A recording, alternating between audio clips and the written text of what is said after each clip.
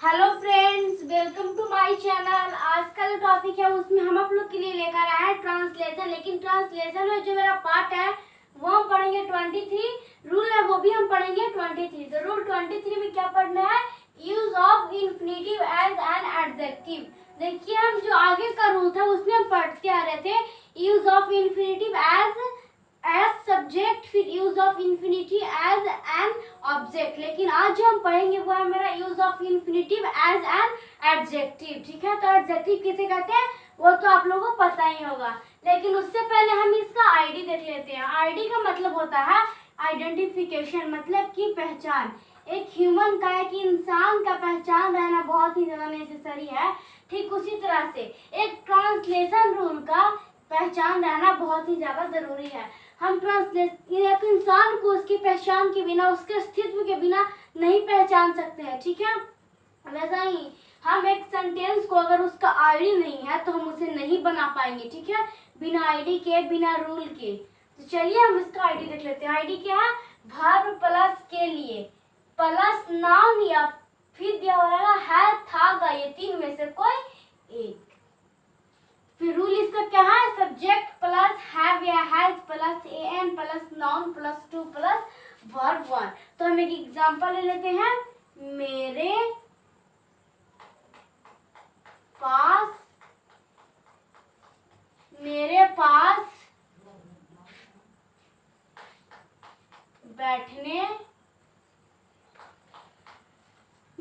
पास बैठने के लिए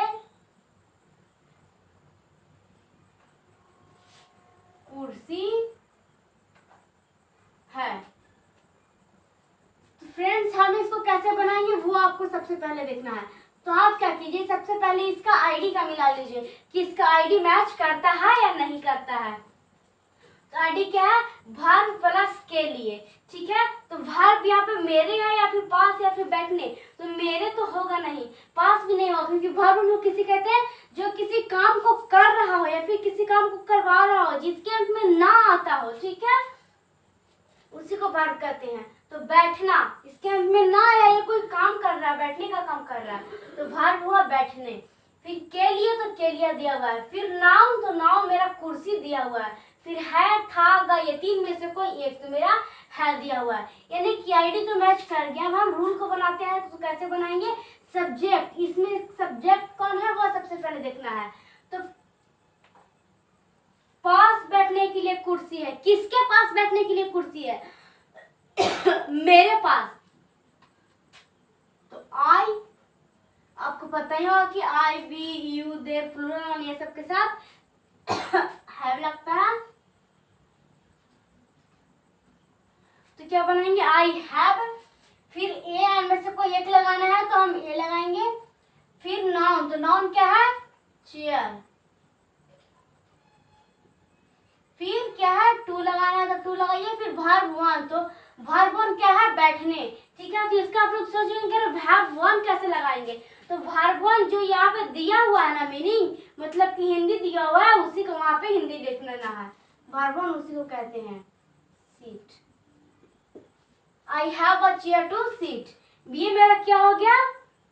इसका ट्रांसलेशन हो गया। लेकिन अगर हम सेकंड एग्जांपल देखें, मतलब कि इसका सेकंड ट्रांसलेशन ये मेरा कौन सी हुआ?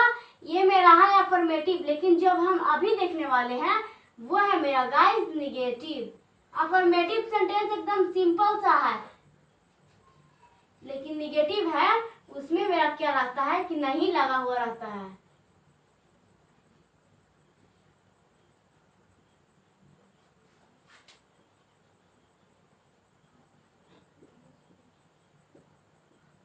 ये कौन सी सेंटेंस था? Affirmative sentence. ये कौन सी सेंटेंस है? Negative sentence.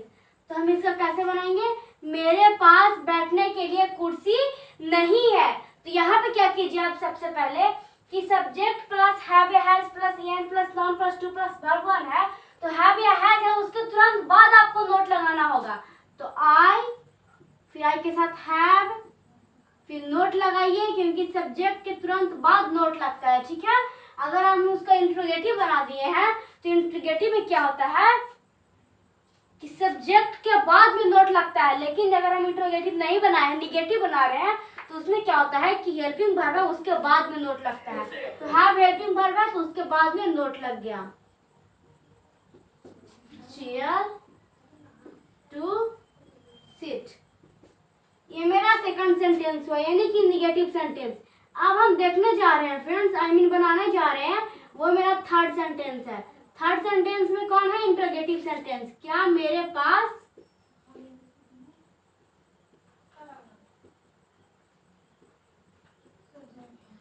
बैठने के लिए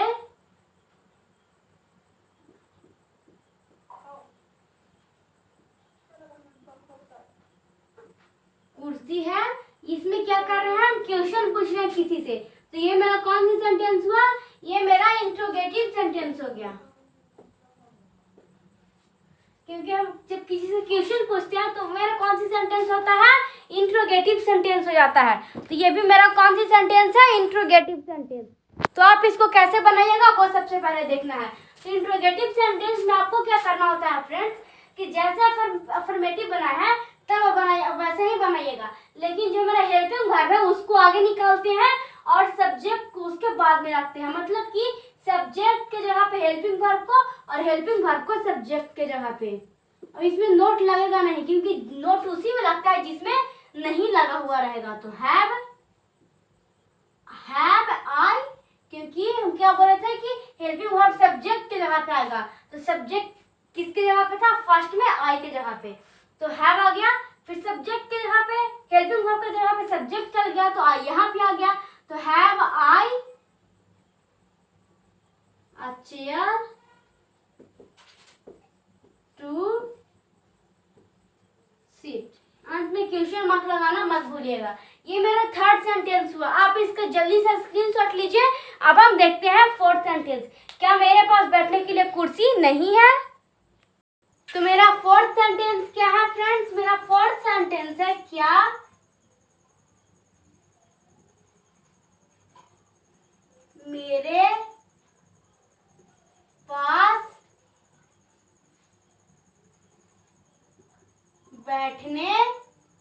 क्या मेरे पास बैठने के लिए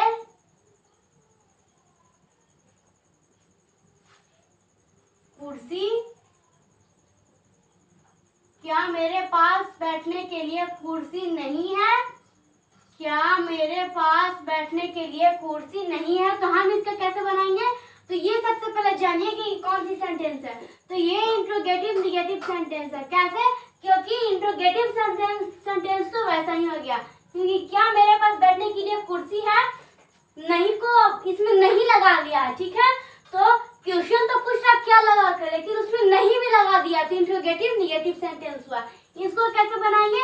तो जैसे आप इंट्रोगेटिव सेंटेंस को बनाते हैं वैसे ही इसको भी बनाइए, लेकिन यहाँ पे जो मेरा हेल्पिंग वर्ब था उसके बाद में आप नोट को लगाइए, या फिर सब्जेक्ट था उसके बाद में लगाइए। तो फर्स्ट में क्या रहा था? हैड, फिर उसके बाद में आई। तो यहाँ पे नोट लगाइए आप। Have I not a chair, have I not a chair to sit. या फिर आप ऐसे बनाइए, हैव में नोट लगा करके